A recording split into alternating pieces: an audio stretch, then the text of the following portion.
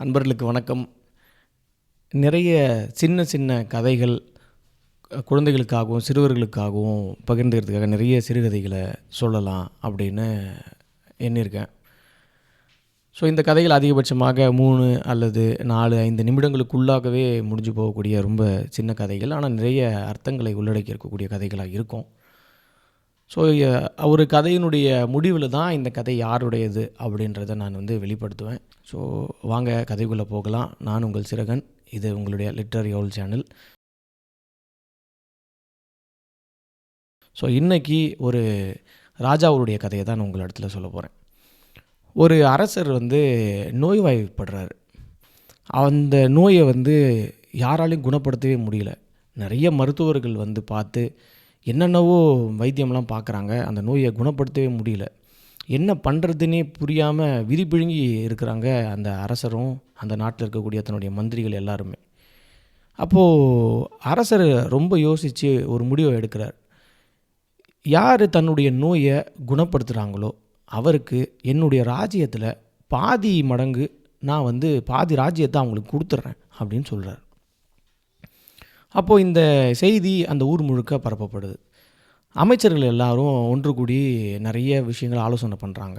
ஆனால் அவங்களால எந்த ஒரு முடிவும் எடுக்க முடியல. அந்த நேரத்தில் பக்கத்து ஊர்லேருந்து ஒரு முதியவர் அந்த நகரத்துக்கு வராரு.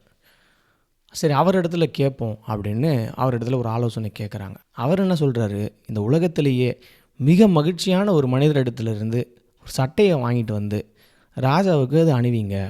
ராஜாவுடைய நோய் பூரண நலமடைஞ்சிருவார், அவர் குணமடைஞ்சிருவார் அப்படின்னு சொல்கிறாங்க. அப்போது ஒரு வழியாக இந்த செய்தி ராஜாவுடைய காது கேட்டது. தன்னுடைய காவலர்களை அழைத்து நாலா பக்கமும் போயிட்டு மகிழ்ச்சியான மனிதன் யார் அவனை கண்டுபிடிச்சி அவன் இடத்துலேருந்து ஒரு சட்டையை வாங்கிட்டு எனக்கு கொடுங்க அப்படின்னு சொல்கிறார். அப்போ அந்த காவலர்களும் எல்லா திசையிலும் போயிட்டு ஒரு உலகத்திலேயே மகிழ்ச்சியான ஒரு மனிதனை தேடி போகிறாங்க. இது சாத்தியமா? உலகத்திலேயே ஒரு மகிழ்ச்சியான மனிதன் எங்கேயாவது பார்க்க முடியுமா? சாத்தியமா? ஆனால் நாலா பக்கமும் அவங்க போய் தேடுறாங்க. அப்போது அவங்க தேடும் பொழுது மிகுந்த பணம் இருக்கக்கூடிய ஒரு நபராக இருக்கார். ஆனால் தன்னிடத்தில் ஆரோக்கியம் இல்லை. ஒரு நல்ல ஆரோக்கியம் இருக்கக்கூடிய ஒரு மனிதரை பார்க்குறாங்க. ஆனால் அவரிடத்துல பணம் இல்லை. நல்ல ஆரோக்கியமும் நிறைய பணமும் இருக்கக்கூடிய ஒரு மனிதரிடத்தில் நிம்மதி இல்லாமல் இருக்கிறார். ஆக இப்படி ஒரு முழுவதுமான மகிழ்ச்சியான ஒரு மனிதன் உலகத்தில் இல்லவே இல்லை அப்படிங்கிற ஒரு முடிவுக்கு வராங்க. இப்படியாக ஒரு நாள் அந்த ராஜாவினுடைய மகன் இளவரசன் நகர்வலம் போகிறான். நகர்வலம் போயிட்டுருக்கும் பொழுது ரொம்ப களைப்பில் ஒரு குடிசை வீட்டினுடைய அந்த திண்ணையில் உட்கார்றான். ரொம்ப களைப்பில் உள்ளே இருந்து ஒரு மனிதருடைய குரல் கேட்குது. தன்னுடைய காதுகளை கூர்த்திட்டி இந்த மனிதன் என்ன பேசுகிறான் அப்படிங்கிறத அந்த இளவரசன் கேட்க ஆரம்பிக்கிறான். அப்போ அந்த மனிதர் பேச ஆரம்பிக்கிறார். அப்பா, இறைவனோட அருளால் இன்றைய எல்லா வேலைகளையும் சிறப்பாக செய்து முடிச்சிட்டேன். அந்த உழைப்புக்கேற்ற உணவையும் நான் எடுத்துக்கிட்டேன். இப்போ நான் நிம்மதியாக தூங்க போகிறேன்.